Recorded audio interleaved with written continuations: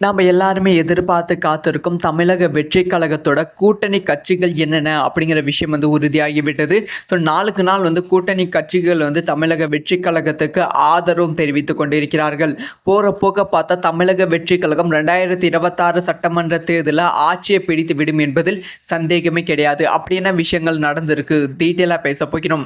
அதாவது 2026 சட்டமன்ற தேர்தலில் தமிழக வெற்றிக் கழகம் என்ன இம்பாக்ட் கிரியேட் பண்ண போகிறது அப்படிங்கிற எதிர்பார்ப்பு தமிழக மக்கள் மத்தியில் இருக்கு. முக்கியமா யார் யார் கூட கூட்டணி வைக்க போறாங்க, முக்கியமா தமிழக வெற்றி கழகத்தோட யார் கூட்டணி வைக்க போறாங்க அப்படிங்கிற எதிர்பார்ப்பு இருக்கு.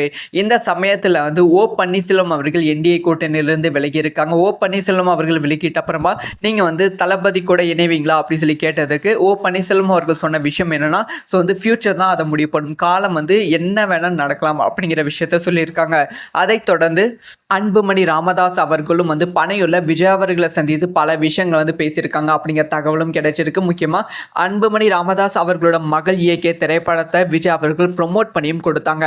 அதைத் தொடர்ந்து தேமுதிக பிரேமலதா விஜயகாந்த் அவர்கள் விஜய் அவர்களுக்கு ஆதரவா பேசிட்டு இருக்காங்க. முக்கியமா எங்கள் தம்பி விஜய் எங்க வீட்டு பிள்ளை அப்படி சொல்லி விஜய் அவர்களுக்கு ஆதரவா பேசிட்டும் அதிமுக எடப்பாடி பழனிசாமி அவர்களுக்கு கம்ப்ளீட்டா எதிராக பேசிட்டு இருக்காங்க. எடப்பாடி பழனிசாமி அவர்கள் எங்க முதுகுல குட்டிட்டாங்க, ஸோ அவங்களுக்கு கூட்டம் பொய்யான கூட்டம் அப்படி இப்படின்னு எடப்பாடி பழனிசாமியை குற்றம் சாட்டி கொண்டு இருக்காங்க.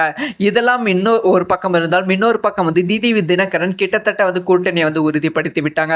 ஒரு 4 நாளுக்கு முன்னாடி விஜய் அவர்கள் 2026 சட்டமன்ற தேர்தலில் ஒரு 3வது பெரிய கூட்டணியை உருவாக்குவாங்க அப்படிங்கிற விஷயத்தை டிடிவி தினகரன் அவர்களே தன்னோட வாயால் சொல்லியிருந்தாங்க. ஆனா நேற்று திடீரென மதுரையில் என்டிஏ பிஜேபி என்டிஏ கூட்டணியிலிருந்து விலகி இருக்காங்க.